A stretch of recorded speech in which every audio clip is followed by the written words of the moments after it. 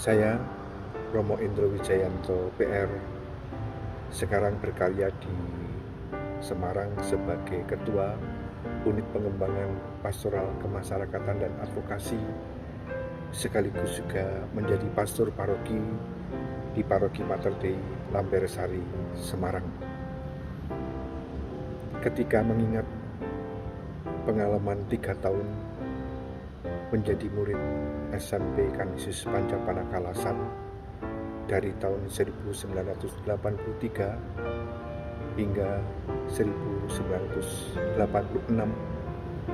tentu saja ada banyak cerita, dan cerita itu sebetulnya kurang begitu dalam atau masih begitu banyak hal yang bisa diungkapkan dari sekedar hanya 3-5 menit yang akan saya sampaikan bagi Anda.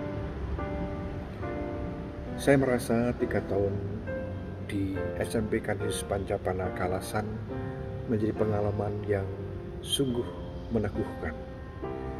Ada 2 hal yang saya jadikan sebagai poin. Yang pertama, soal pembelajaran. Pembelajaran bukan hanya sekedar intelektual, tetapi membangun karakter. Intelektual tentu saja para guru SMP Kanisius Panjapana Kalasan berkompeten dan punya kualifikasi yang cukup baik sebagai pendidik. Mereka mengupayakan yang terbaik bagi pengetahuan yang diberikan pada anak didiknya. Namun sekaligus juga mereka mengupayakan keteladanan diri yang bisa dipakai oleh para murid menjadi pembangunan karakter bagi mereka.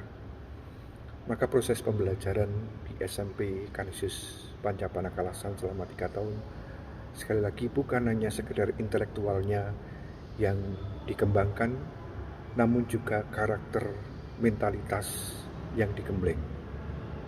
Kemampuan guru SMP Kanisius Panjapana Kalasan cukup baik dalam hal kualitas dalam mendidiknya ataupun juga kualitas pribadinya.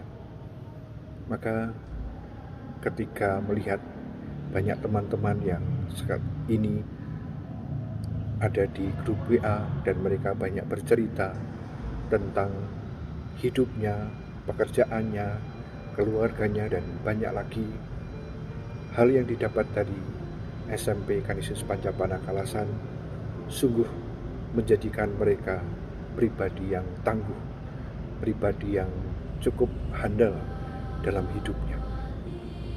Yang kedua, soal pendalaman spiritualitas dan iman.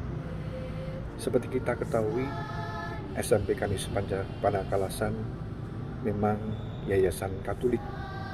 Namun banyak teman-teman saya yang beragama Muslim atau Buddha, waktu itu ada 1 orang. Dan kualitas spiritual yang diberikan bukan hanya lewat pendidikan agama, tetapi juga bagaimana spiritualitas itu digali dari pengalaman-pengalaman hidup para guru yang aktif dalam aneka macam kegiatan menggereja, juga aktif sebagai pengurus ini, pengurus itu, menjadikan para muridnya semakin dikuatkan di dalam hidupnya untuk mendalami semangat dekat dengan Tuhan.